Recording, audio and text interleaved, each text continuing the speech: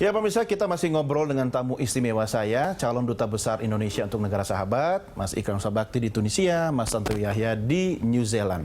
Apakah ada persiapan khusus yang harus dilakukan? Artinya, karena ini kan pengalaman pertama masing-masing jadi duta besar. Kalaupun ada, bagian apa yang harus khusus disiapkan, Mas Ikram? Ya, yang jelas kami berdua dan juga teman-teman 23 calon duta besar ya, tentunya persiapan khusus itu adalah bagaimana menghadapi fit and proper test di DPR pada saat itu ya.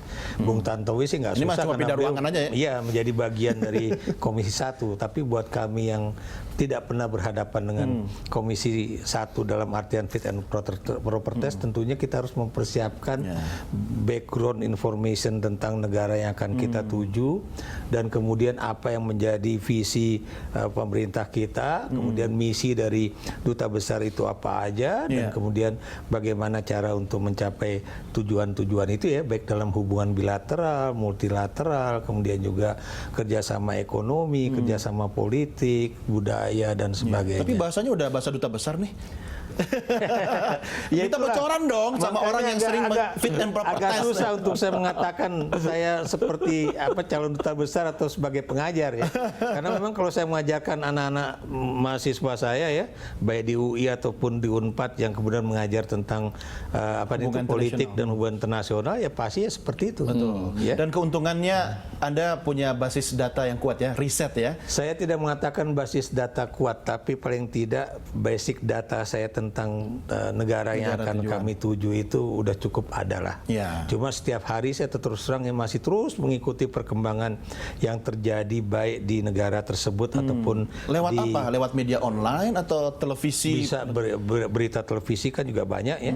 Dan kemudian juga media online, internet kan juga kita juga ikuti juga ya. Termasuk nonton ini dong, Piala Afrika dong, Tunisia. Nah, kemarin kan Tunisia menang tuh. Dalam Piala Afrika ya, itu juga menjadi bagian yang apa namanya itu menyenangkan juga ya. Itu sama seperti waktu saya baru tinggal di Brisbane ya.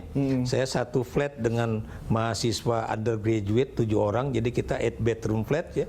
Dan begitu ada rugby league, itu kan selalu ada yang namanya state of origin, pasti Bung Tantowi tahu ya. Itu adalah Queensland lawan New South Wales. Dan begitu duduk di depan TV langsung ikrar, kamu sekarang udah jadi Queenslander, kamu harus mendukung tim dari Queensland. Seperti itulah. Seperti sekarang ya, saya mau tidak mau mendukung tim sepak bola Tunisia karena saya adalah orang yang nanti akan ditempatkan di Tunisia. Iya, asik juga ya. Tapi Mas Tanto ini kan biasanya men-fit and proper test. Ya kan, kali ini berhadapan dengan teman-teman, tapi posisinya udah beda. Jadi ada cerita lucu nih. Kita kan 23, jadi 2 hari ya.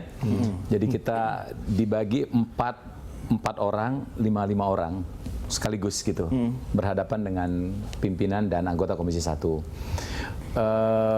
Pas giliran saya tuh paling akhir. Paling akhir. Karena namanya T. Karena namanya T. Kita berempat.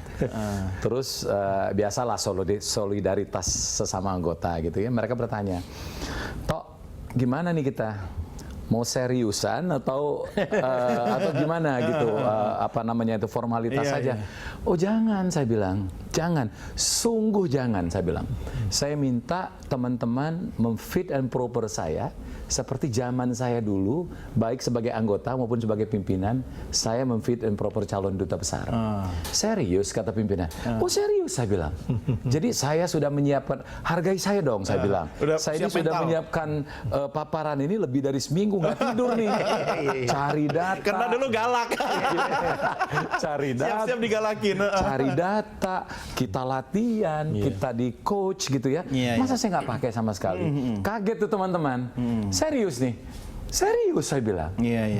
Lagian tidak fair juga. Saya tidak di fit and proper, 3 teman saya di fit and proper. Jadi modalnya karena kita ini kan public speaker. Kita pernah jadi MC, pembawa acara, presenter gitu. Ya modal kesuksesan itu adalah preparation kan. Setuju. Nah, jadi 90% dari kesuksesan itu adalah persiapan. Nah kalau kita siap, insya Allah maka akan lancar saja. Dan karena saya merasa bahwa semua data, sebagaimana yang Prof sampaikan tadi, saya sudah dapatkan, saya pelajari, saya hafalkan yang penting-penting. Teknik presentasinya, alhamdulillah karena kita adalah presenter, jadi tidak sesulit teman-teman lain lah gitu ya. Tapi saya percaya tidak mungkin Presiden Republik Indonesia ya menerima dan mengusulkan nama Anda berdua itu asal-asalan. Nggak mungkin. Ini soal bangsa gitu kan. Dan representasi beliau. Betul, mewakili presiden dan bangsa loh. Yang jelas kita tetap satu Indonesia. Seperti satu Indonesiaku yang berikut ini kita lihat pemirsa. Yang terakhir tadi calon duta besar. Coba gimana satu bait aja. Tanah airku Indonesia. Mudah-mudahan selalu ingat tanah air. Ya. Tidak bakal lupa lah kita sama tanah air. Anda sudah mempersiapkan mental nggak kira-kira kalau kangen sambal atau mie instan gampang ya. Hal-hal yang secara psikis gitu loh, yang tidak bisa diterangkan secara materi. Gimana, Prof? Yang jelas saya kalau dengar lagu ini pasti meneteskan air mata. Saya juga keluar air mata dikit. Iya, nggak apa-apa, manusiawi ya. Lagu ini memang sangat memorable buat saya. Ada kisah? Ya, anak saya kan lahir di Australia dan setiap dia mau tidur, kalau saya ngelonin dia itu lagu inilah yang saya nyanyikan. Makanya ketika Bung Tantowi ngomong sama saya, Mas Ikrar, aku mau bikin acara seperti ini, nanti lihat aja, semua akan ada di bioskop dan kemudian ada di semua saluran televisi. Di penerbangan juga ada. Sekarang benar-benar terjadi dan itu yang membuat saya juga terus terang terharu. Dan saya setiap ada acara di kedutaan yang mengundang ya, apakah itu di kedutaan ataupun konsulat jenderal ya, baik itu di Sydney ataupun di Melbourne ataupun di Osaka ya, saya selalu datang. Ya. Selalu datang bukan apa-apa karena memang itu apalagi 17 Agustus. Anda bisa bayangkan ya, di Osaka itu yang datang itu bukan cuma orang-orang Indonesia, tapi mantan tentara Jepang. Ya, yang usianya udah 80-an ke atas, tapi begitu jalan dari stasiun kereta api ke KJRI di Osaka, jalan dia tuh lebih cepat dari saya.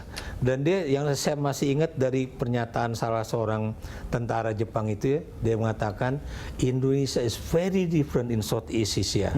Dia bilang only Indonesia itu memiliki lagu-lagu yang memiliki semangat nasionalisme yang tinggi. Itu yang nggak heran mereka beliau sangat katakan senang dengan Bengawan Solo juga. Betul ya. Makanya jangan kaget kalau kemudian lagu ini kan juga pernah diterjemahkan ke dalam bahasa Rusia kalau nggak salah ya. Dan kemudian Bengawan Solo juga ada lagunya dalam bahasa Jepang. Ya, kita tunggu nanti bahasa Tunisianya, bahasa Prancis atau bahasa Arabnya. Saya mau tanya soal klip ini ke Mas Tanto tapi nanti ya. Siap. Kita break dulu, jangan kemana-mana, tetap dalam DK Show.